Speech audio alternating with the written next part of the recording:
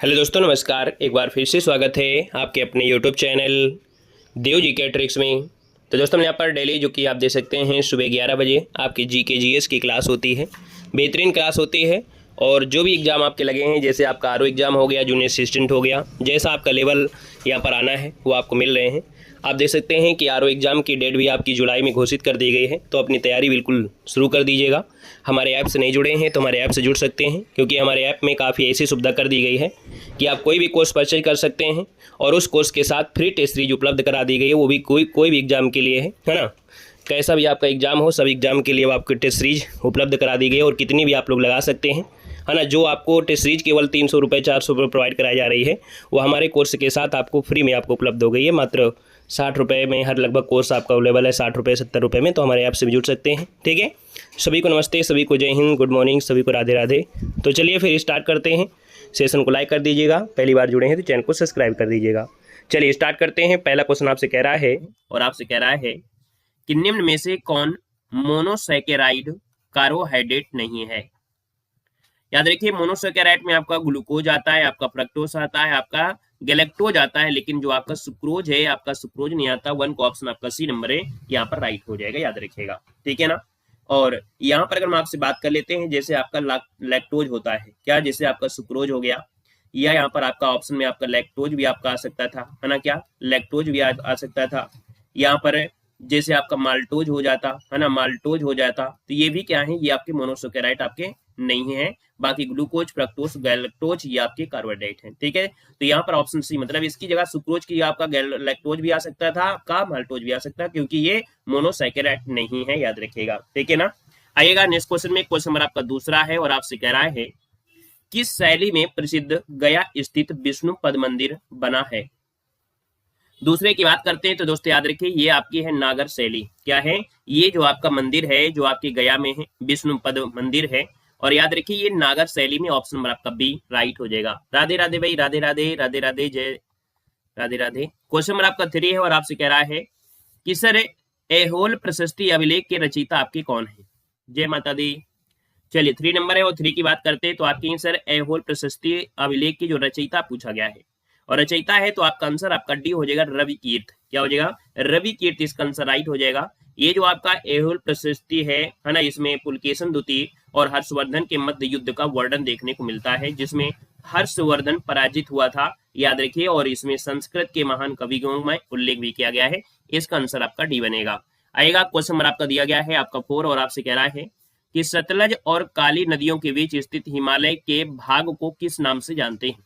आपको याद होगा कि नदियों के हिसाब से अगर हम बात करते हैं तो हिमालय पर्वत को हम लोगों ने 4 भागों में डिवाइड किया। ऊपर आपका सिंधु होती है ना, और इसके बाद यहाँ पर सतलज होती है, फिर यहाँ पर काली आती है। तो ये आपका नेपाल हिमालय है और ये आपका कुमाऊं हिमालय है।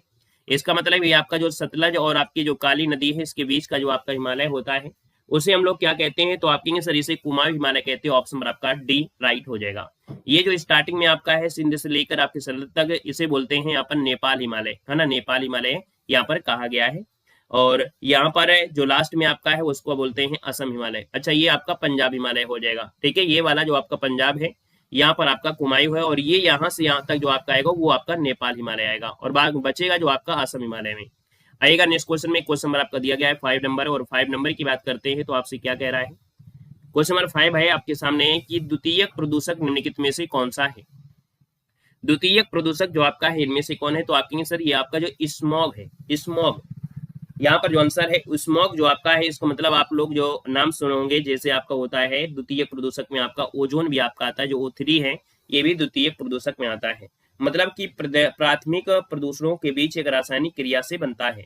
जो कह सकते हैं प्राथमिक प्रदूषण होते हैं, उनके साथ ये क्रिया कर लेता है और आपका ये द्वितीय प्रदूषण आपका बनता है, याद रखेगा, है ना। तो यहाँ पर आंसर आपका फर्स्ट इसका राइट हो जाएगा। क्वेश्चन नंबर आपका अगला दिया है 6 नंबर में, बंधुआ मजदूरी व्यवस्था निराकरण संविधान के किस अनुच्छेद से संबंधित है। 6 नंबर की बात करते हैं तो दोस्तों अनुच्छेद जो आपका 23 है ना, अनुच्छेद 23 के अनुसार कहा गया है कि मनुष्य के अवैध व्यापार और बेगार और जबरन मजदूरी के, है ना, रूप में जो प्रतिबंधित किया गया है। आपका जो अधिनियम आया था वो आपका 1976 में इस अधिनियम को पारित किया गया था। आर्टिकल नंबर जो आपका दिया है वो आपका बी नंबर है, यहाँ पर राइट हो जाएगा, बी नंबर आपका बन जाएगा। अगला क्वेश्चन आपसे दिया गया है और आपसे कह रहा है सर विद्युत धारिता अर्थात जो इलेक्ट्रिक कैपेसिटी है इसका मात्रा क्या होता है। चलो बताइए यहाँ पर आंसर क्या होगा कि आप कह रहा है सर विद्युत धारिता का मात्रक क्या होता है। 7 की बात करते हैं दोस्तों आपके कि सर ये फैराडे होता है ना, क्या होता है, फैराडे होता है। और इसको कैपिटल एफ से प्रदर्शित करते हैं, इसको कैपिटल एफ से प्रदर्शित करते हैं।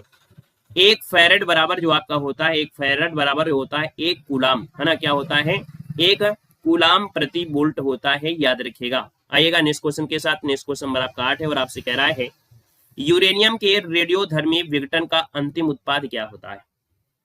याद रखिएगा इसे, जो यूरेनियम का रेडियोधर्मी विघटन जब होता है तो इसका अंतिम उत्पाद बनता है वो सीसा बनता है। यहाँ पर जो आपका आंसर है, यहाँ पर आपका जो बनेगा वो आपका क्या बनेगा, यहाँ पर ए नंबर है इसका राइट हो जाएगा, याद रखिएगा 8 नंबर का ए बन जाएगा।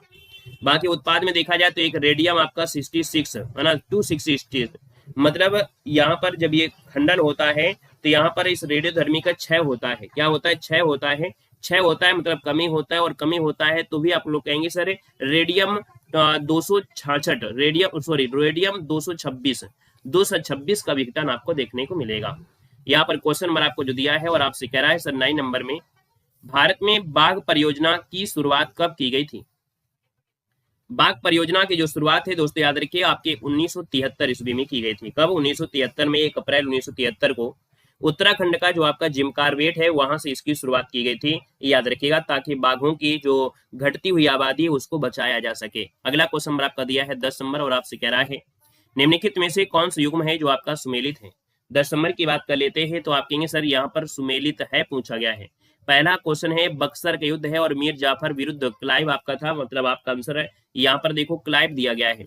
फिर दिया है वांडीवास का युद्ध, देखो बक्सर का युद्ध मीर जाफर के विरुद्ध, ये तो आपका था नहीं, यहाँ पर वांडीवास का युद्ध है और फ्रांसीसी सेना और ईस्ट इंडिया कंपनी के बीच हुआ था और यहाँ से फ्रांस का काम खत्म हो गया था। इसका मतलब आपका बी नंबर बिल्कुल राइट हो जाएगा, याद रखेगा। क्लियर है भाई। जलियांवाला बाग में डलहौजी से मतलब है नहीं है, खेड़ा आपका किसान से जुड़ा था, ये आपका होगा नहीं, मतलब ऑप्शन आपका बी सही हो जाएगा। क्वेश्चन नंबर आपका 11 है और आपसे कह रहा है पांडिचेरी की संधि किसके बीच हुई थी। पांडिचेरी की जो संधि है दोस्तों याद रखिए अंग्रेजों और आपकी फ्रांसीसियों के साथ हुई थी, और ये संधि जो आपकी हुई थी वो आपकी 1700 दोस्तों याद रखिए 1754 में आपकी हुई थी। दूसरा कर्नाटक युद्ध को खत्म करने के लिए हुई थी ये जो आपकी संधि है। दूसरा कर्नाटक, सेकंड कर्नाटक युद्ध को समाप्त करने के लिए संधि की गई थी। ऑप्शन नंबर आपका सी राइट हो जाएगा। क्वेश्चन नंबर आपसे अगला पूछा गया है 12 नंबर है कि the economic history of India में धन के निष्कासन के सिद्धांत की व्याख्या जो दिया है इस पुस्तक के लेखक पूछा गया है। इस क्वेश्चन का जवाब देने वालों को मिलेगा आज एक चॉकलेट। चलिए भाई जल्दी जल्दी बताइएगा, यहाँ पर जो आपका आंसर है वो आपका राइट इनमें से क्या हो सकता है।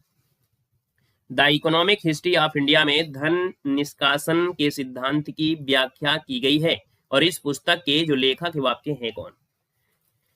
यहाँ पर अगर हम पूछे कि सर जो धन निष्कासन का सिद्धांत दिया है ना, सिद्धांत दिया है वो जो दिया है वो दादा भाई नौरोजी ने दिया है ना, दादा भाई नौरोजी ने दिया है। लेकिन आपसे ये पूछा है कि जो व्याख्या की गई इस पुस्तक के लेखक पूछा गया है ना। तो आपको याद है कि जो दादा भाई नौरोजी थी उनकी किताब का नाम क्या था, तो जो इनकी किताब का नाम था poverty and un-British rule in India था, है ना, क्या था, poverty and un-British rule in India था। लेकिन यहाँ पर किताब का नाम है the economic history of India. तो भाई क्वेश्चन चेंज हो गया कि नहीं हो गया, क्वेश्चन चेंज हो गया कि नहीं हो गया। हमने कहा the economic history of India है। ये जो आपकी किताब है वो आपकी रमेश चंद्र दत्त की है, रमेश चंद्र दत्त की है। लेकिन जो दादा भाई नौरोजी थे इनकी किताब का नाम था poverty and un-British rule India था, याद रखेगा। तो जब दोनों किताबों में आपको याद हो गया, अंतर समझ में आ गया है कि जब आपके poverty and un-British rule India कहा जाए तो आपको दादा भाई नौरोजी, लेकिन the economic history of India के धन निष्कासन को बताया जाए तो आपके रमेश चंद्र दत्त होंगे। ऑप्शन नंबर आपको सी लेना है, यहाँ पर आंसर है। आइएगा क्वेश्चन नंबर आपका 13 है कि दुग्ध निम्नलिखित में से किसका उत्पादन है। चलिए यहाँ पर जवाब देना है, आपका जो आंसर है इनमें से राइट क्या हो जाएगा। इतने लोग जुड़े हैं लेकिन किसी का आंसर सही तक अभी तक आया ही नहीं था ना, और बहुत लोगों ने जवाब ही नहीं दिया है क्योंकि उनको मालूम था कुछ ना कुछ तो गड़बड़ होगा। यहाँ पर दिया है दुग्ध निम्नलिखित में से किसका उदाहरण है।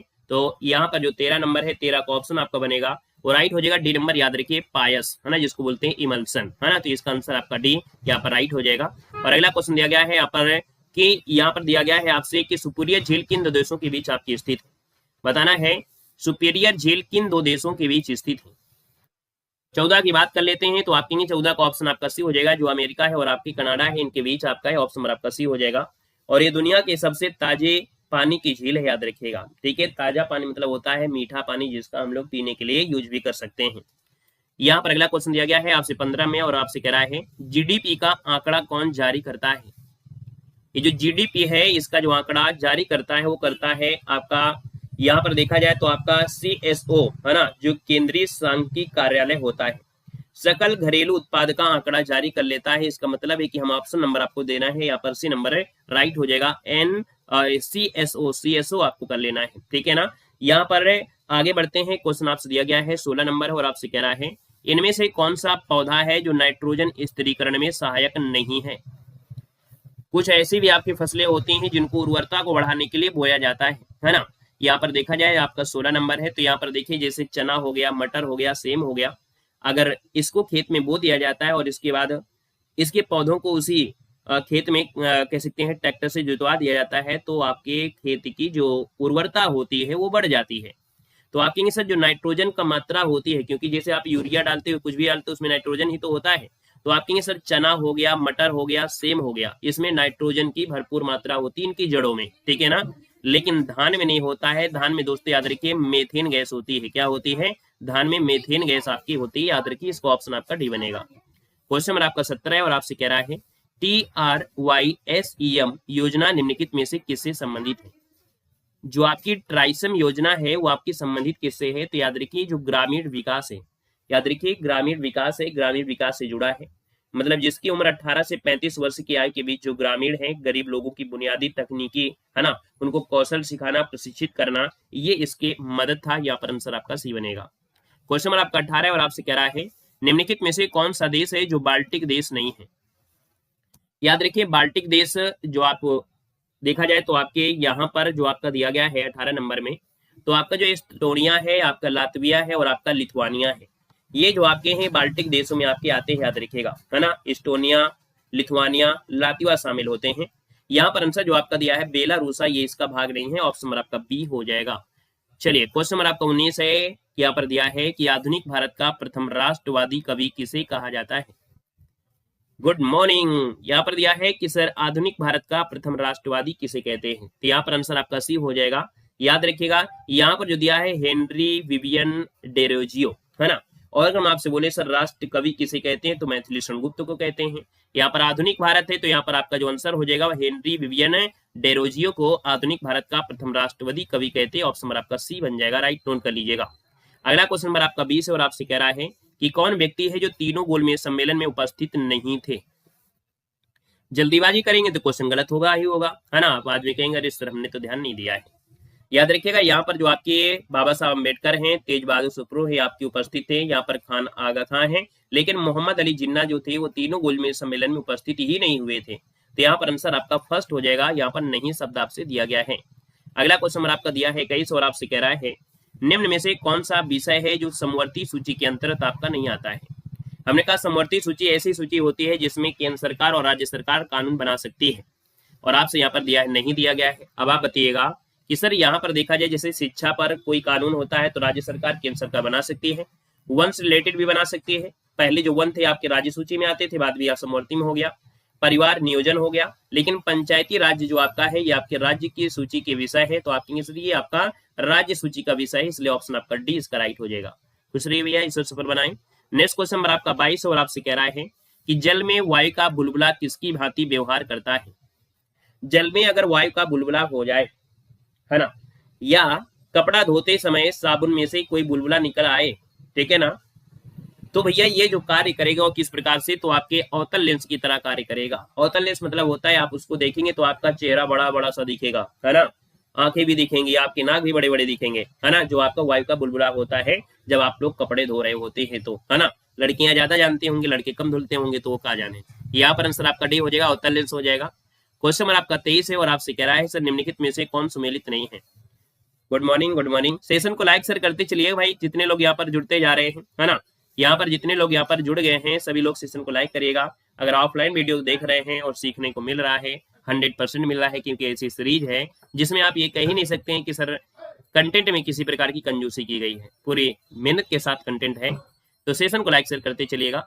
देखो दिया है कि सुमेलित नहीं है, यहाँ पर विद्रोह दिया है और आपसे नेता दिया गया है। हमने कहा संथाल विद्रोह है ना, कौन संथाल विद्रोह से जुड़े हैं? सिद्धू और कान्हू। रामोसी विद्रोह से जुड़े हैं आपके चित्तर सिंह, और आपके कोल विद्रोह से जुड़े हैं बुद्धू भगत।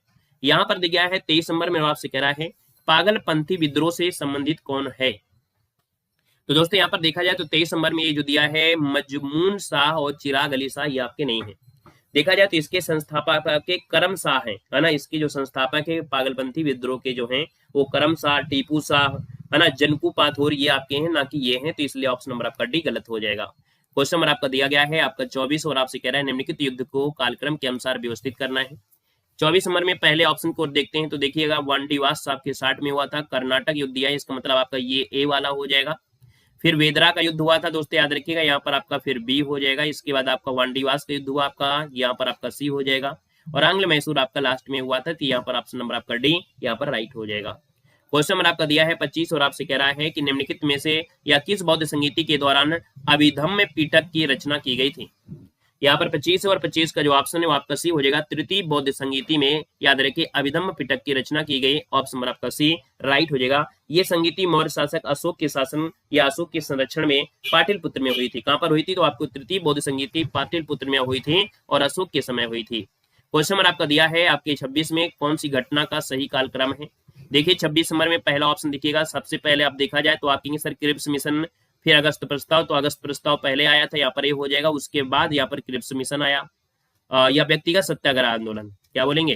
पहले अगस्त प्रस्ताव, फिर व्यक्तिगत, यहाँ पर आपका बी हो जाएगा। इसके बाद आपका क्रिप्स मिशन हो जाएगा, फिर भारत छोड़ो हो जाएगा। मतलब यहाँ पर आपका ये डी होगा। तो कौन सा ऑप्शन है? फर्स्ट नंबर आपका राइट हो जाएगा। स्क्रीनशॉट ले लीजिएगा। बाकी इनका आप लोग अच्छे से पढ़ सकते हैं, नोट्स बना सकते हैं और इसका गूगल करके और अच्छी तरीके से पढ़ भी सकते हैं। जो क्वेश्चन आपको दिक्कत हो रही है, मान लीजिएगा इस क्वेश्चन में आपको दिक्कत आ रही है, स्क्रीनशॉट लीजिएगा।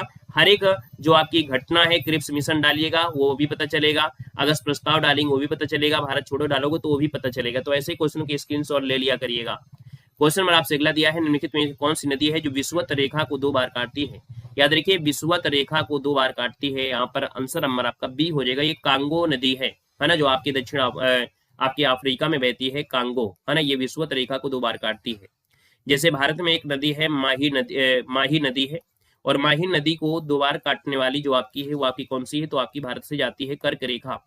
वहीं पर अगर देखें कि आपकी मकर रेखा जो जाती है वो आपकी कहां से? तो ऑस्ट्रेलिया से जाती है। और मकर रेखा 2 बार काटती है लिम्पोपे नदी को, किसको? तो आपके लिम्पोपे नदी को काटती है। तो याद रखिएगा तीनों आपकी हो गई कि कर्क रेखा जो नदी है वो आपकी माही नदी को काटती है अपने भारत में, और आपकी अगर विषुवत रेखा की बात करें तो विषुवत रेखा कांगो नदी को 2 बार काटती है, और मकर रेखा जो आपकी है वो लिम्पोपे नदी को काटती है जो कि 2 बार। क्लियर हो गया? आएगा नेक्स्ट क्वेश्चन के साथ। नेक्स्ट क्वेश्चन आपका 28 है और आपसे कह रहा है कि कार्टाजेना प्रोटोकॉल का संबंध किससे है? यहाँ पर 28 नंबर है, इसका संबंध है जैव सुरक्षा से। किससे है? जैविक विविधता पर एक कन्वेंशन हुआ था और एक अंतरराष्ट्रीय समझौता हुआ था। इसका मकसद था जो जीवित जीव है उनको सुरक्षित किया जा सके। तो आप आंसर आपका डी हो जाएगा। क्वेश्चन नंबर आपका 29 है और आपसे कह रहा है, क्वेश्चन है कि चश्मे के लेंस किस कांच से बनाए जाते हैं? जो चश्मे के लेंस होते हैं जो बनाए जाते हैं, याद रखिएगा आपके क्रुक्स कांच से। किससे? तो आपके क्रुक्स कांच से बनाए जाते हैं। ऑप्शन नंबर आपका सी यहाँ पर राइट हो जाएगा। यहाँ पर आगे बढ़ते हैं। क्वेश्चन आपसे अगला पूछा गया है और आपसे कह रहा है 30 नंबर में, और आपसे कह रहा है निम्नलिखित नगरों में से किस एक नगर का संबंध महावीर से नहीं है? महावीर से नहीं है। इस वाले क्वेश्चन में एक बार थोड़ा सा देखिएगा 29 नंबर में। क्वेश्चन नंबर आपका जो 29 है इसमें थोड़ा सा एक बार चेक करिएगा जितने लोग यहाँ पर हैं। क्वेश्चन नंबर 29 है, एक बार उसको चेक करिएगा। सही उत्तर आपका कौन सा हो सकता है? क्रुक्स हो जाएगा, पैराबैंगनी हो जाएगा, चश्मे के लेंस में जो आपका है फ्लिंट कांच का उपयोग भी कर किया जाता है। मतलब ऐसा नहीं है कि फ्लिंट का प्रयोग ना किया जाए। देखिए सही आंसर आपका जो बनेगा यहाँ पर आपका सी हो जाएगा, क्रुक्स ही होगा। अब ये जो फ्लिंट कांच होता है ये होता है किसमें? ये होता है आपके जो फिल्म बनाया जाता है ना, किसके लिए? तो आपके जो हम लोग फिल्म बनती हैं, फिल्म बनने के लिए हम लोग इसका प्रयोग यहाँ पर किया जाता है दोस्तों, याद रखिएगा। ठीक है ना? क्लियर है? यहाँ पर जो आपका है ये आपका होता है किसके लिए? जो आपकी प्रिज्म वगैरह इस प्रकार के होते हैं तो वो फिल्म से जुड़ा होता है जो फ्लिंट है। यहाँ पर आंसर सी बनेगा। 30 नंबर है और 30 का अगर बात कर लेते हैं तो आप कहेंगे सर यहाँ पर वैशाली है और आपके चंपा है, पावापुरी, लेकिन लुम्बिनी तो आपका इनसे संबंध नहीं है, तो ऑप्शन आपका डी बनेगा। क्वेश्चन आपसे, हाँ ये बुद्ध से जुड़ा है। क्वेश्चन नंबर आपका 31 है, कौन सा सही सुमेलित नहीं है? चंदेल वंश की राजधानी खजुराहो महोबा है, सोलंकी की अहिलवाड़ा है, प्रतिहार की कन्नौज है, कलचुरी वंश की आपकी अजमेर दिया गया है, जो कि गलत है। कलचुरी वंश की जो आपकी राजधानी थी वो आपकी त्रिपुरी थी। क्या थी? त्रिपुरी थी। हालांकि देखा जाए तो आपकी कलचुरी वंश की कई राजधानी थी, है ना। याद रखिए कलचुरी वंश की कई राजधानी, जैसे आपको देखा जाए तो आपकी महिष्मती, रतनपुर, तुमामन और आपकी त्रिपुरी, ये कई राजधानियां इनमें से थी, तो इसलिए ऑप्शन नंबर आपका डी आपका हो जाएगा। हाँ वेरी गुड। यहाँ पर दिया है कि मोढेरा का सूर्य मंदिर, मोढेरा का जो सूर्य मंदिर है वो किस राज्य में है? मोढेरा का जो सूर्य मंदिर है वो आपकी कहाँ पर है? तो आपकी 32 नंबर की अगर बात कर लेते हैं तो दोस्तों ये गुजरात में है, मोढेरा का मंदिर है, वो भी सूर्य मंदिर है। ऑप्शन नंबर आपका बी। कौन सा सुमेलित नहीं है? अकबर द्वारा जजिया कर समाप्त किया गया 64 में, दीन इलाही आपके 1582 में, मजहर नामा आपका 79 में है, यहाँ पर 78 दिया है, तो आपके सिर्फ 79 में हुआ था। यहाँ पर सी आपका गलत हो जाएगा। तीर्थ यात्रा कर की समाप्ति आपकी 63 में, तो ऑप्शन सी आपका गलत हो जाएगा। क्वेश्चन नंबर आपका 34 है और आपसे कह रहा है कि सर मनसबदारी व्यवस्था में दो अस्पा सिंहस्पा का जो प्रचलन है किसने किया था? यहाँ पर जहांगीर का नाम आपने सुना होगा। जो जहांगीर है, जहांगीर ने दो अस्पा सिंहस्पा का प्रचलन किया। ऑप्शन नंबर आपका डी राइट हो जाएगा। क्वेश्चन नंबर आपका 35 है और आपसे कह रहा है कि चौसा का युद्ध कब हुआ था? जो चौसा का युद्ध है याद रखिएगा 1539 में हुआ था, है ना। और अगर डेट पूछे तो आपको 26 जून बताना है कि सर 26 जून 1539 को आधुनिक बिहार के बक्सर जिले में चौसा नामक गांव में लड़ा गया था। शेरशाह सूरी की विजय हुई थी और हुमायूं अपनी जान बचाने के लिए रणभूमि से भाग गया था। अगला क्वेश्चन नंबर आपका 36 है और आपसे कह रहा है निम्नलिखित में से कौन सा विकल्प है जो बंधनों की क्रियाशीलता का सही क्रम आपका दर्शाता है? 36 नंबर में देखिएगा आपका सबसे पहले एकल है, फिर आपका द्वि है, फिर आपका त्रिबंध है। ऑप्शन नंबर आपका सी इसका राइट हो जाएगा। क्वेश्चन नंबर आपका 37 और आपसे कह रहा है, यहाँ पर क्वेश्चन है निम्न में से किस अंग में आवश्यकता से अधिक शर्करा या कार्बोहाइड्रेट ग्लाइकोजन के रूप में संचित रहते हैं? 37 नंबर में दोस्तों ये आपका जो यकृत होता है, लीवर होता है, जो आपका यकृत है ये आपका 100 से ज्यादा बीमारियां पैदा करता है और 100 से ज्यादा बीमारियों को मतलब जिम्मेदार ये होता है। इसलिए समझिएगा कि अगर आपकी बॉडी में बड़ी बड़ी बीमारियां हो रही हैं इसका मतलब आपके यकृत में समस्या है। और आप अपने यकृत को बचा कर रखिए, जिगर को आप बचा के रखिए, है ना, तो आपके बॉडी में 100 बीमारियां नहीं आ सकती हैं। मतलब बहुत ऐसी ढेर सारी हैं जो आपकी यकृत के फायदे होते हैं, याद रखिएगा, ठीक है ना। सबसे ज्यादा जिम्मेदार यकृत ही होता है, याद रखिएगा। तो आप कहेंगे सर यहाँ पर जो ग्लाइकोजन हो जाता है वो आपकी देखा जाए तो आपकी मांसपेशियों में भी और यकृत में जमा होता है, जो आपका अधिक शर्करा होती है। क्वेश्चन नंबर आपका 38 है और आपसे कह रहा है किस योजना काल में 14 बैंकों का राष्ट्रीयकरण किया गया था? 14 बैंकों का राष्ट्रीयकरण हुआ था और कब हुआ था? तो आप कहेंगे सर 1969 में किया गया था। और इस समय देखा जाए तो कौन सी पंचवर्षीय योजना थी?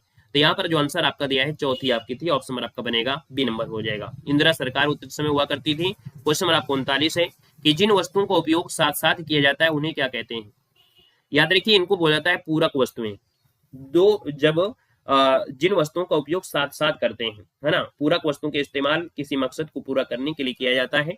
तो यहाँ पर आंसर जो आपका है वो आपका पूरक वस्तु ऑप्शन नंबर आपका फर्स्ट राइट हो जाएगा, ठीक है ना। यहाँ पर आगे बढ़ते हैं। क्वेश्चन नंबर आपका 40 है और आपसे कह रहा है कि भारतीय मानक समय रेखा किस राज्य से होकर नहीं गुजरती है? 40 नंबर की बात करते हैं तो 40 को ऑप्शन में से क्या हो जाएगा? तो ये आपकी मानक समय रेखा है जो आपके भारत की 82.5 है और आपकी यूपी के नैनी से आपकी होकर जाती है, कहीं कहीं पर मिर्जापुर भी आपको मिलेगा। तो ये जो आपकी रेखा है देखा जाए तो आपके यूपी, मध्य प्रदेश, छत्तीसगढ़, आंध्र प्रदेश और आपके इस प्रकार से उड़ीसा होकर जाती है। तो आप कहेंगे सर यहाँ पर देखा जाए 40 नंबर में नाम नहीं मिल रहा है आपकी हिमाचल प्रदेश का, तो ऑप्शन नंबर आपका डी यहाँ पर हो जाएगा। 5 राज्यों से होकर आपकी जाती है जो आपकी भारतीय मानक समय रेखा है। क्वेश्चन नंबर आपका 41 है और आपसे कह रहा है निम्न में से कौन सा सुमेलित नहीं है? चलो वो कर्क रेखा की बात नहीं हो रही है, मानक समय रेखा है 82.5, ठीक है। यहाँ पर दिया है कि कौन सा सुमेलित नहीं। 41 नंबर में पहला ऑप्शन दिया गया है सर चांगला दर्रा जो आपका है जम्मू कश्मीर में, सिपकीला दर्रा जो आपका हिमाचल प्रदेश में है। वहीं पर देखा जाए तो बोमडीला दर्रा जो आपके है वो उत्तराखंड दिया है, जो कि आपका गलत है क्योंकि बोमडीला दर्रा जो आपका है अरुणाचल प्रदेश में। तो ऑप्शन नंबर आपका सी अगर किसी का आ रहा है तो बिल्कुल सही बनेगा। क्वेश्चन नंबर आपका 42 है और आपसे कह रहा है कि भारत में पश्चिमी तट की अपेक्षा पूर्वी तट पर चावल की पैदावार अधिक होती है, क्यों? आपको याद होगा कि जो वही यहाँ पर जो आपका पश्चिमी एरिया है इसमें चावल कम होता है, लेकिन आपकी पूर्वी तट पर, है ना, यहाँ पर चावल की पैदावार अधिक होती है। इसका रीजन ये है कि पूर्वी तट पर पश्चिमी तट से चौड़ा है और डेल्टा क्षेत्र है। पूर्वी तट पश्चिमी तट से चौड़ा है और डेल्टा क्षेत्र होने के कारण यहाँ पर आपकी क्या होती है? चावल की खेती होती है। और एक बार में मतलब एक साल में 3 बार चावल की खेती कर लेते हैं। अब ये समझिएगा ये जो आपके जहाँ पर पानी की सुविधा भी है और इस एरिया में है ना, चावल इतना आपके इंडिया में होता भी है। वो क्यों होता है? क्योंकि यहाँ पर चावल 3-3 बार कर लेते हैं, ठीक है, 3-3 बार ये चावल ये लोग कर लेते हैं, फिर गेहूं और ये मटर नहीं उगाते हैं, ठीक है ना। यहाँ पर आंसर आपका डी हो जाएगा। नेक्स्ट क्वेश्चन दिया गया है 43 में और आपसे कह रहा है केंद्र और राज्य की जो विधायी संबंध संविधान के किस भाग में उपबंध किया गया है? यहाँ पर 43 नंबर का ऑप्शन बी हो जाएगा। आप कहेंगे सर ऑप्शन नंबर आपका बी जिसका आ रहा है, बिल्कुल राइट आंसर यहाँ पर हो जाएगा, जो कि आपका क्या हो जाएगा, 11 हो जाएगा। अगले क्वेश्चन को आते हैं। क्वेश्चन आपके सामने है और आपसे कह रहा है और दिया गया है यहाँ पर 44 नंबर में कि राष्ट्रपति पर महाभियोग की प्रक्रिया प्रारंभ करने के लिए कितने सदस्यों का हस्ताक्षर होना जरूरी है? अगर राष्ट्रपति पर महाभियोग की प्रक्रिया शुरू की जाती है तो सदस्यों का जो हस्ताक्षर होता है, याद रखिए यहाँ पर जो सदन आरोप लगाता है उस सदन का 1/4 होना जरूरी है। तो यहाँ पर आपका 44 नंबर में जो ऑप्शन है वो आपका फर्स्ट नंबर इसका राइट हो जाएगा। अगला क्वेश्चन नंबर आपका 45 है और आपसे कह रहा है, यहाँ पर दिया है निम्न में से किस परिस्थिति में किसी संसद सदस्य की सदस्यता समाप्त हो सकती है? याद रखिए जो संसद लोग होते हैं, अगर यदि वह सदन की अनुमति के बिना 60 दिन के है ना अवधि से अधिक गायब रहता है या बैठक में उपस्थित रहता है तो भैया इसको संसद की सदस्यता खत्म हो जाएगी। यदि उसे सदन द्वारा निष्कासित कर दिया जाए, यदि न्यायालय उस चुनाव को अमान्य या शून्य कर देती है ना, तो इसका आंसर आपका डी हो जाएगा। उपयुक्त में से कोई भी परिस्थिति हो सकती है। क्वेश्चन नंबर आपका 46 है, भारत के राष्ट्रपति को हटाया जा सकता है? तो भारत के राष्ट्रपति को दोस्तों भारत के संसद के द्वारा महाभियोग के माध्यम से हटा सकते हैं, याद रखिएगा। ऑप्शन नंबर आपका सी राइट हो जाएगा। क्वेश्चन नंबर आपका 47 है और आपसे कह रहा है किस अनुच्छेद के अंतर्गत राज्य निर्वाचन आयोग का प्रावधान किया गया है? तो राज्य निर्वाचन आयोग जो आता है वो आर्टिकल नंबर 243 के में आता है। किसमें? तो आपके के में आता है 243 के। अगला क्वेश्चन नंबर आपका 48 है और आपसे कह रहा है, यहाँ पर क्वेश्चन है किस संविधान संशोधन में पिछड़े वर्ग संबंधी आयोग का प्रावधान किया गया है? तो दोस्तों ये है आपका 48 नंबर में। देखा जाए तो ऑप्शन नंबर आपका बी 102 नंबर में जो संविधान संशोधन हुआ था ये पिछड़े वर्ग संबंधी आयोग का प्रावधान है। ऑप्शन नंबर आपका बी राइट हो जाएगा दोस्तों, 2018 में किया गया था। क्वेश्चन नंबर आपका दिया गया है और 49 में और आपसे कह रहा है कि history of the freedom movement in Bihar के लेखक कौन है? याद रखिए इनका नाम है के दत्ता। क्या नाम है? यहाँ पर कनक सिंह के दत्ता बोल देते हैं। ऑप्शन नंबर आपका फर्स्ट इसका राइट हो जाएगा। नेक्स्ट क्वेश्चन दिया गया है 50 में और आपसे कह रहा है कि मानव विकास सूची निर्माण में निम्नलिखित में से कौन जुड़ा है? मानव विकास सूची निर्माण में जो जुड़ा है वो आपका कौन जुड़ा है? तो दोस्तों याद रखिए ये अमर्त्य सेन थे जिन्होंने मानव विकास अर्थात HDI जो आपकी है उसका निर्माण किया था। एक आपके भारत के थे, एक पाकिस्तान के व्यक्ति थे जिन्होंने HDI सूची यहाँ पर बनाया। और आंसर आपका डी राइट हो जाएगा। और इस प्रकार से यहाँ पर आपके जो क्लास है वो टॉप 50 वाली क्लास आपकी कंप्लीट होती है। क्वेश्चन का लेवल कैसा है आप लोग जरूर समझ सकते हैं, बताने की तो आवश्यकता नहीं है, लेकिन यहाँ पर थोड़ा क्लास में बच्चों की संख्या थोड़ा कम रहती है ना। तो जितने लोग यहाँ पर है सभी लोग प्रयास करें कि और लोग भी यहाँ पर जुड़े ताकि और भी अच्छा लगे क्लास में, है ना, चहल पहल रहे, थोड़ा अच्छा लगता है। मिलते हैं नए सेशन में। सेशन को लाइक कर